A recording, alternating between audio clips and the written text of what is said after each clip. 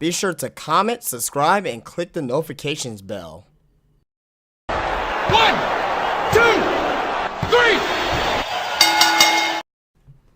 Hey, what's up guys? JD Venom here, part of Venom Nation Wrestling, and I got some news stories here for you tonight on this Sunday. Some that we already know already, a little bit of updates, a little bit of intriguement going into NXT Takeover Chicago this Saturday coming up here. Now, before we begin, be sure to leave a thumbs up, subscribe to the channel if you like what you're hearing here today. Follow me on Twitter and like Facebook page, where both links are down below, and right below you there in the video too.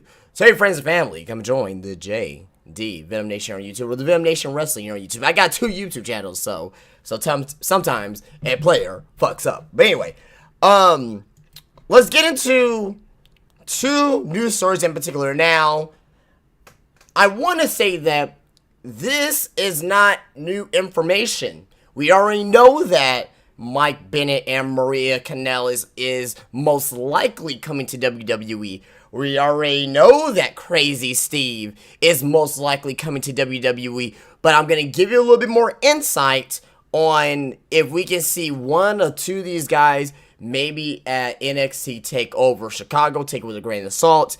And yeah, so first about Mike Bennett. Now, I have a news story here from Wrestling News World, and pretty much there was a question I was asked. It was saying that what's the latest on Mike Bennett and Maria Kanellis to WWE? Says the former Impact stars will indeed, and this is quote by CJ Blaze on a Wrestling News World. Very, you know, he has a good reputation, I would say. For the most part, I mean, you know, ain't Ryan Saturn or nobody like that, but I mean, I trust him as much as Ryan Saturn just about. Ryan Saturn, you definitely want to go to for like really breaking news, but you know, for him on his opinions and his feelings about stuff, CJ Blaze, he's no slouch either.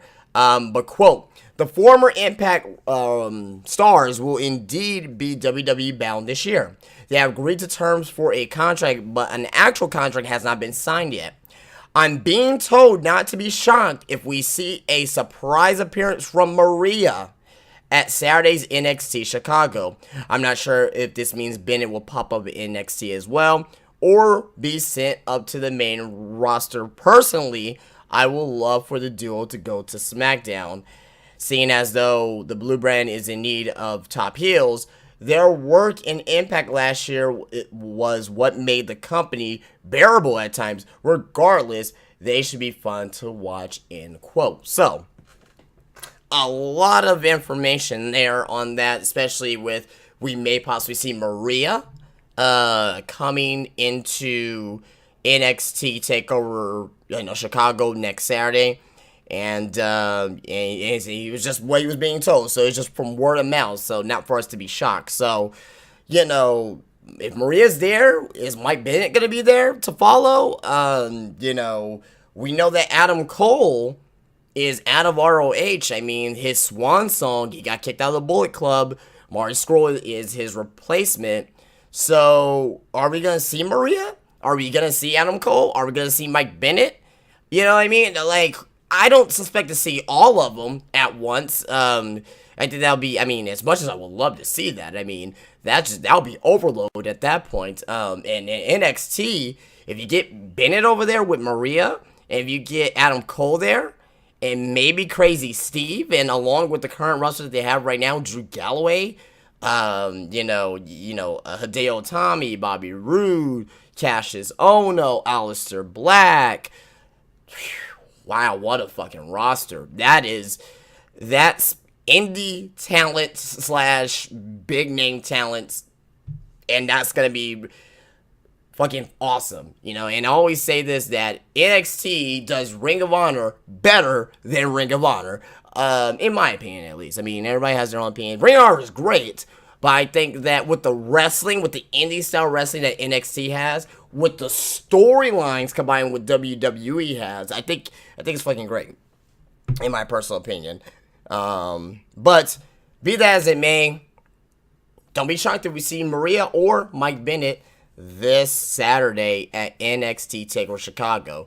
Also, as well, backstage news on Crazy Steve to WWE, possible delays of the women's tournament. But I guess this article all rolls together in one. So I'm gonna read the entire article. And you take it with the grain of salt with this article as well. Why the former Crazy Steve from Impact Wrestling has not actually signed a WWE deal yet. Reports of eventual signing are true. He's just waiting to clear all of his medical and wellness testing. He's expected to report to NXT next month, maybe sooner depending on how long of the paperwork takes.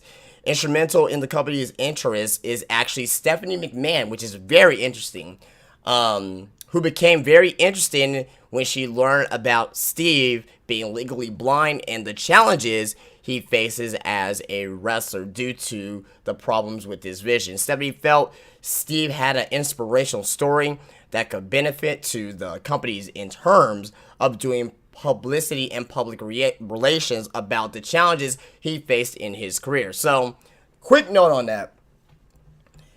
If that's the reason why Stephanie McMahon wants him to be in WWE, by all means, that's great. You're looking in the wrong spot, though. He's a great performer. He's a very talented wrestler, but you're looking in the wrong spot, Stephanie. You can't just get somebody because, they're legally blind and all the challenges they have to face, and you want to build up your public image. And I understand it. That's what WWE does. They're not a wrestling company. They're a family company. They're an entertainment company, and they like to do all these little PR things. That's why they have the fucking Warrior Award. When Ultimate Warrior was saying about there should be an award where guys like the custodians, the guys that build the ring, and the people who don't get seen on TV, there should be an award for you in the Hall of Fame. Not what Dana Warrior I'm not saying that she came up with, but not what WWE came up with as the Warrior Award, which is still great. Don't get me wrong. I love what they're doing with the Warrior Award, but it's clearly a PR stunt to get WWE's name out there, which at the end of the day is what you want, but it's just not traditional wrestling. This is a wrestling company. ESPN, if you want to do something like that, great. If you want to see something like that, the Oscars, great. You know what I mean? But don't try to get people to come into your company just because they have a certain problem. You know what I mean? And luckily for Crazy Steve, he's a talented wrestler. He's a very good character. And also as well with the actual movement, not the movement, but the actual faction of the Decay. I would say that would be TNA's best faction within the past maybe 5 years since Aces of Eights, and a lot of people are about the Aces of Eights. I thought it was stupid when we found out that Devon was part of the Aces of Eight, when Devon was like the first, not the leader, but he was like, when he was revealed part of the Aces of Eights, I was watching that Battle for Glory, I was like, this is fucking stupid as shit. But be that as it may, I just don't like, this is the reason why Stephanie wants to bring in Crazy Steve. Not because of his wrestling, not because of what he's done in the Decay, not because he's a talented wrestler. It's just, hey, you're blind and we need people like you in our company. But back to the article here. Crazy Steve isn't the only member of Decay that WWE is interested in.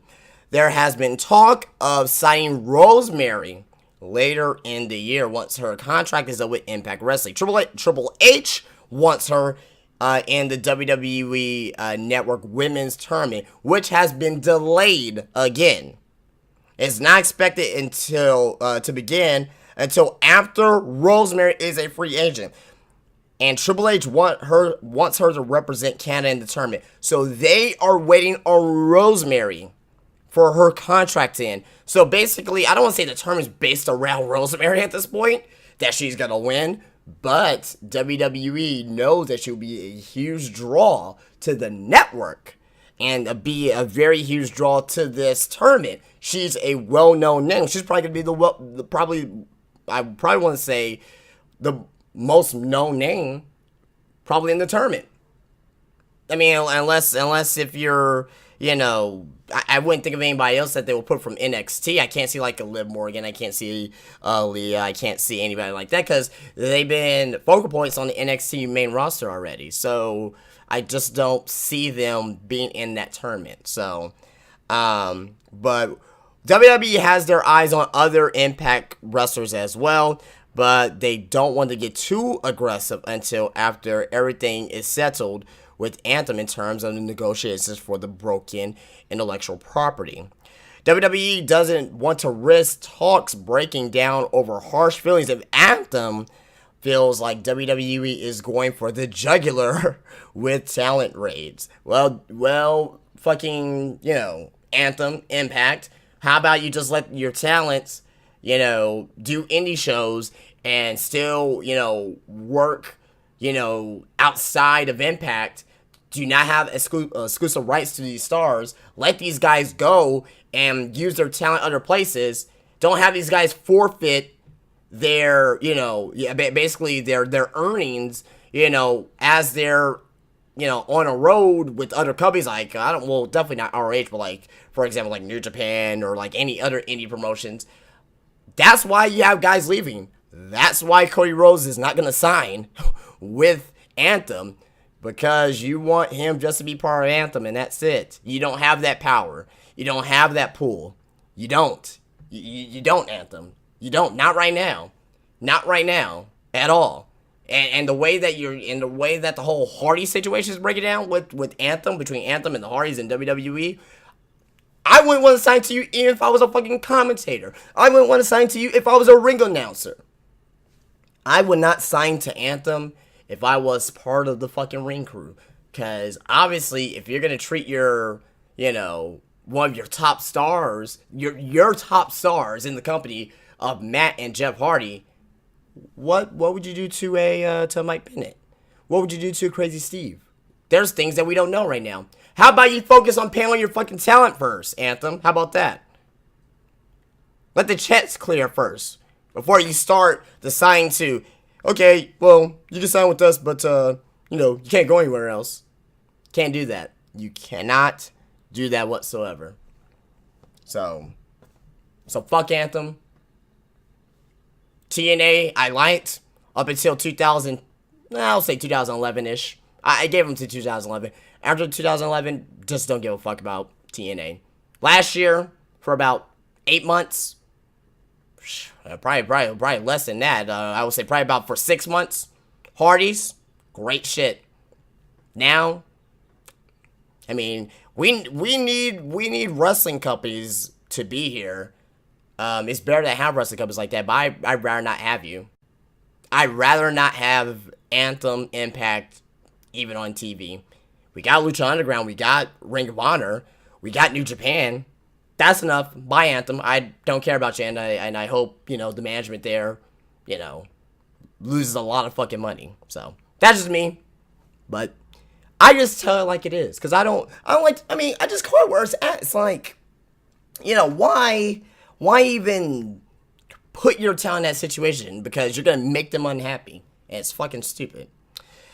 But like that, though, once, back to this article here, instead of me ranting, it says, once the broken negotiations are fully signed and settled with WWE, is planning to ramp up their pursuit of a few more Impact wrestlers, especially with some of the Ring of Honor signings being delayed due to previous legal threats from ROH. So, that was from Wrestling News World. A lot of information there about the women's tournament. It was just all clumped together in one article. Start off with Crazy Steve, then went into the women's tournament. But it was just all in one article about Stephanie McMahon being, who became very interesting when she found out that she was legally blind and faces challenges as a wrestler. So, let me know what you guys think about this. Let me know what you think about the whole Mike Bennett situation, about the Crazy Steve situation, the Rosemary being a very focal point in the women's tournament. I don't know as of this article here if the July dates, because they announced it, are the July dates was already delayed dates already. Were they going to start in June? You see what I'm saying? Because they were supposed to start they're going to start in July, but is this the delayed dates already? Were they originally going to start in June? Because I thought they were going to start this month or maybe next month. And this was like a few months ago when I was thinking this. So is this the delayed dates? I don't know. We'll have to find out. We're going to find out probably in the next couple weeks or so. But guys, that's it. This wasn't a Getting Over podcast per se. I mean, I know I have the display here because anytime I give away do news or anything of that nature, I want to use this format. But I don't know, probably a Getting Over podcast light or express, or I don't fucking know. But I'm just gonna put this in my breaking news section because it's not really breaking news, but it is news and rumors that I want to bring up for you guys today. But that is it. That's all I got for you guys here today.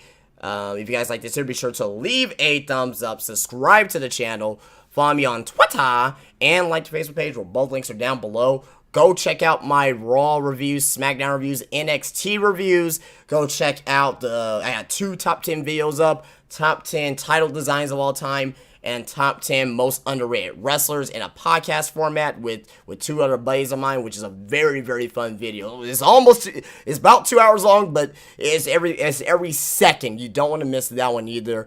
And of course, episode 1 of What Else Happened with the Finger Poke of Doom. But I'll see you guys later. Tomorrow. Actually, tomorrow for my Raw review. Hopefully, Raw is... Oh, God, I'm not ready for it. I'm not ready for it. Peace out.